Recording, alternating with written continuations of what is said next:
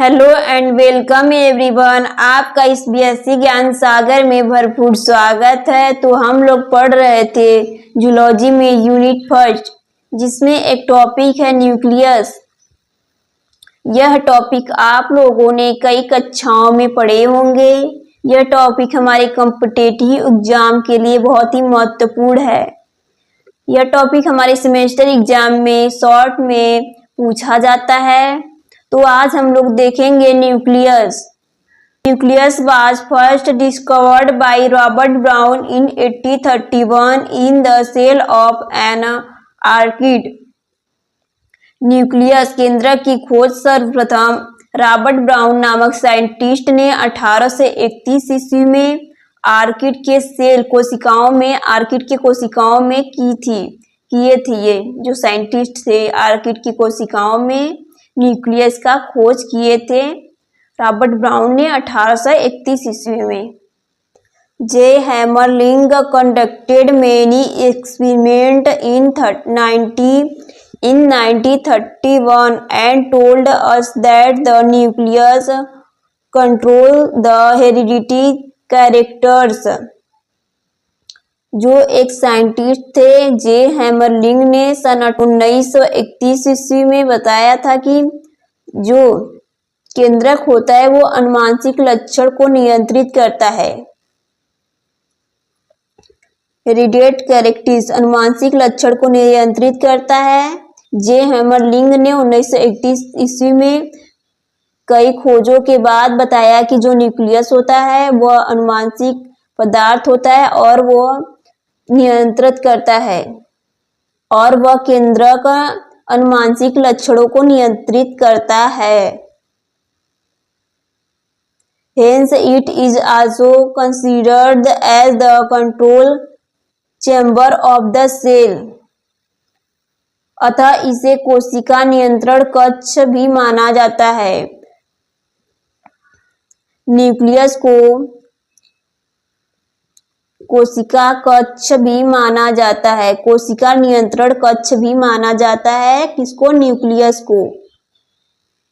The nucleolus present in the nucleus was first observed by Fontana 1781 but it was explained bye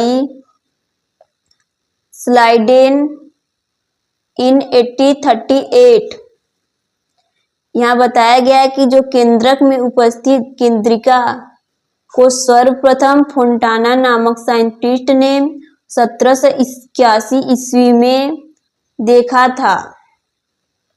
यहाँ कहने का अर्थ है कि जो केंद्रक में न्यूक्लियोलस केंद्रिका प्रेजेंट होती है, उपस्थित होती है, उसको सर्वप्रथम फोंटाना नामक साइंटिस्ट ने 1781 ईस्वी में देखा था। बट लेकिन इस को एक्सप्लेन परंतु इसकी व्याख्या स्लाइडेन एंड स्वान एक साइंटिस्ट थे, उन्होंने 1838 ईस्वी में इसकी व्याख्या की थी। W Fleming use the term chromatin for the network of chromosome. यहाँ बताया गया कि एक डब्ल्यू फ्लेमिंग नामक साइंटिस्ट थे, उन्होंने क्रोमोसोम के नेटवर्क, क्रोमोसोम के जाल को क्रोमैटिन नाम दिया। जो क्रोमोसोम में इसमें जो नेटवर्क जो जाल प्रेजेंट होता है, पतले पतले धागे नुमा संरचना होती है क्रोमोसोम में। डब्ल्यू फ्लेमिंग नामक एक साइंटिस्ट थे जिन्होंने क्रोमोसोम में जो पतले धागे नुमा संरचना प्रेजेंट होती है उसे क्रोमैटिन नाम दिया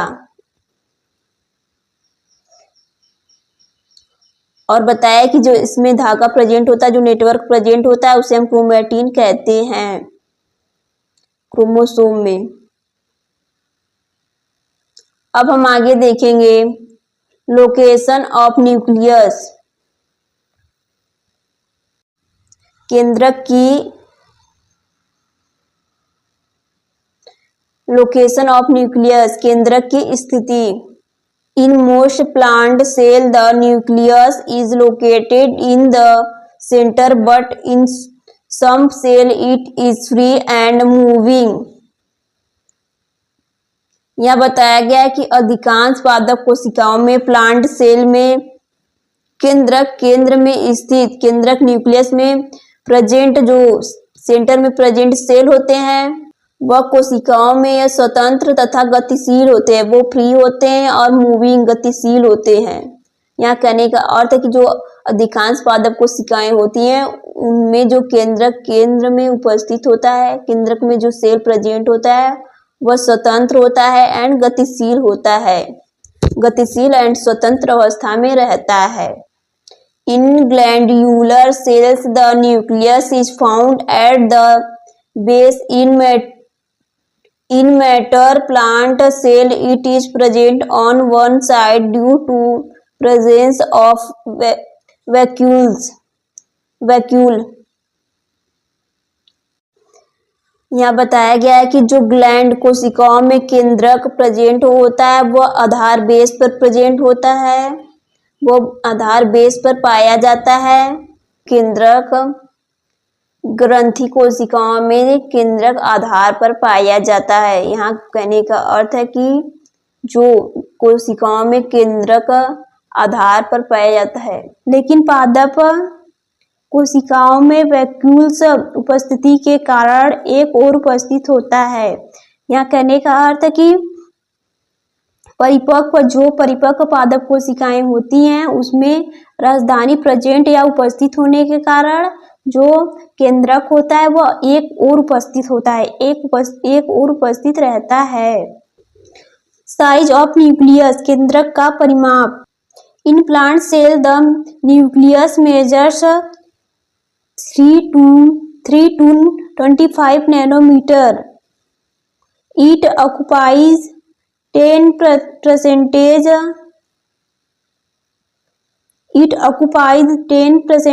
of the cell volume। बताया गया है कि जो प्लांट में केंद्रक की माप होती है वह 3 से 25 नैनोमीटर तक होती है और यह कोशिका का 10% भाग वॉल्यूम घेरती है, आयतन घेरती है। यह कोशिका के आयतन का 10% भाग घेरती है। Diploid pairs of chromosomes present in it. वास्तव में यह बताया गया है कि केंद्रक का आयतन उसमें उपस्थित गुणसूत्रों क्रोमोसोम के द्विगुणित जोड़ों पर निर्भर करती है। डिप्लॉयड पेयर्स, यहाँ कहने का अर्थ है कि जो न्यूक्लियस होता है वो वास्तव में आयतन में उपस्थित क्रोमोसोम डिप्लॉयड गुणसूत्रों पर निर्भर करती है। The nucleus of diploid cells is larger than the nucleus of diploid cells. We obtain the size of the nucleus from the nuclear cytoplasmic index। यहाँ बताया गया है कि जो द्विगुणित डिप्लॉयड्स कोशिकाओं का केंद्रक होता है वह अगुणित हैप्लॉयड कोशिकाओं के केंद्रक से बड़ा होता है। जो डिप्लॉयड कोशिकाएं होती है उनका केंद्रक अगुणित हैप्लॉयड कोशिकाओं के केंद्रक से बड़ा होता है। यहाँ बताया गया है कि केंद्रक का जो परिमाप होता है, केंद्रक का जो साइज होता है वो हम केंद्रक कोशिका द्रव्य न्यूक्लियस के साइटोप्लाज्मिक इंडेक्स से प्राप्त करते हैं। फंक्शन ऑफ न्यूक्लियस, केंद्रक के कार्य। First, it is responsible for transfer of genetic characteristic. यहाँ बताया गया फर्स्ट में कि अनुवांशिक लक्षणों के स्थानांतरण के लिए उत्तरदायी होता है। Second, it controls the metabolic activity of the cell, hence it is also called the brain of the cell. Second में बताया गया है कि यह कोशिका की उपापचयी क्रियाओं पर नियंत्रण रखता है, अतः इसे कोशिका का मस्तिष्क भी कहा जाता है। अतः इसे कोशिका का मस्तिष्क भी कहा जाता है। यहाँ कहने का अर्थ है कि जो न्यूक्लियस होता है वो कोशिका के मेटाबॉलिक एक्टिविटी को नियंत्रित करता है, उपापचयी क्रियाओं को नियंत्रित करता है, जिससे हम कोशिका का मस्तिष्क भी कहते हैं। न्यूक्लियस को हम कोशिका का मस्तिष्क भी कहते हैं। अब हम देखेंगे third, it directs the synthesis of structural proteins. यहाँ बताया गया है कि जो केंद्रक होता है, जो न्यूक्लियस होता है, वह संरचनात्मक प्रोटीन के संश्लेषण का निर्देशन करता है। अब हम देखेंगे fourth, nucleolus is responsible for cell division as a result of which daughter cell are the produced from mother cell. Fourth में बताया गया है कि जो केंद्रक होता है वो कोशिका विभाजन में, सेल डिवीजन में उत्तरदायित्व होता है, उसका बहुत ही योगदान रहता है सेल डिवीजन में, कोशिका विभाजन में। और जिसके परिणाम स्वरूप मातृ कोशिकाओं से पुत्री कोशिकाओं की उत्पत्ति होती है। डिवीजन होगा उसमें न्यूक्लियस का बहुत ही योगदान रहता है, जिसके कारण मातृ कोशिका से पुत्री कोशिका का निर्माण होता है। अब हम देखेंगे 5, DNA is replicated in the nucleus, various RNA are also produce in the nucleus by transcription on DNA templates. में बताया गया है कि केंद्रक में डीएनए का द्विगुणन होता है। डीएनए रिप्लिकेशन इन न्यूक्लियस केंद्रक में डीएनए का रिप्लिकेशन होता है, द्विगुणन होता है, डिवीजन होता है, जिसके बाद DNA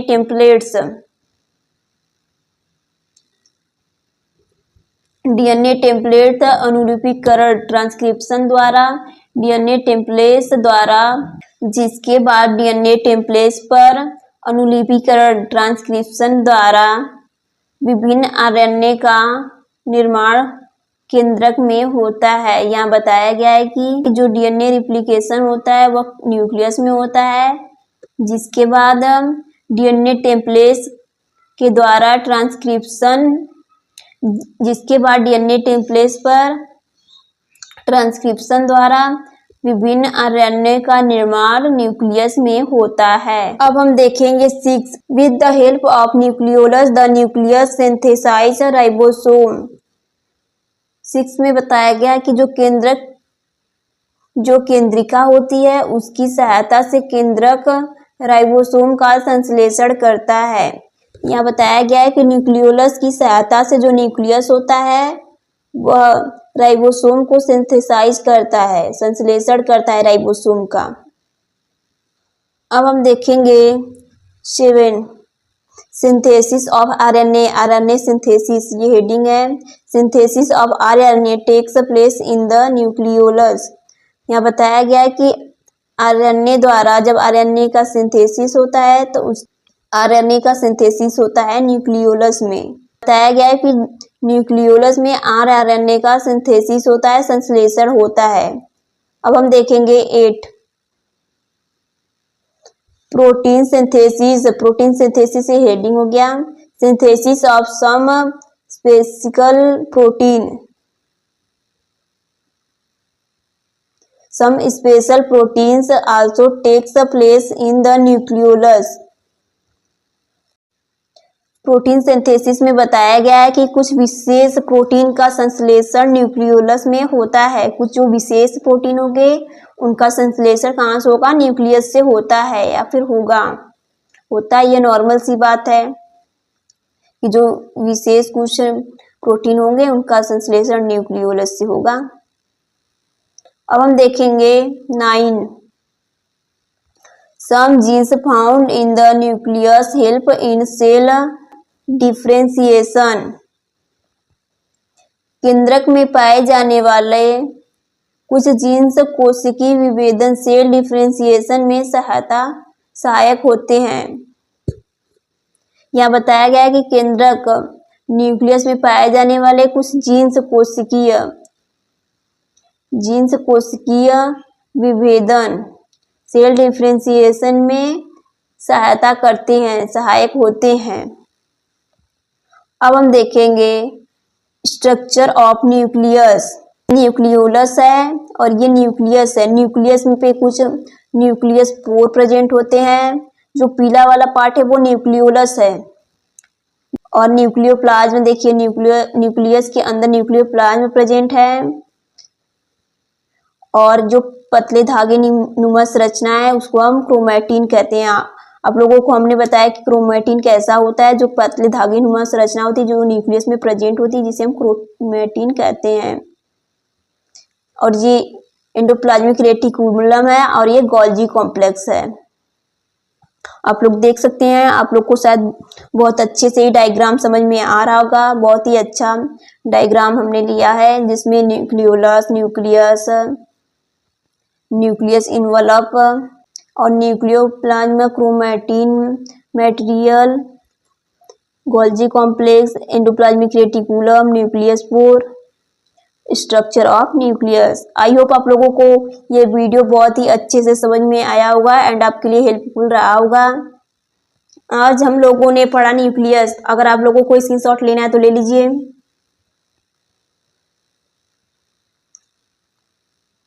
size of nucleus, function of nucleus. हमने आज ढेर सारे न्यूक्लियस के कार्य देखे, फंक्शन देखे।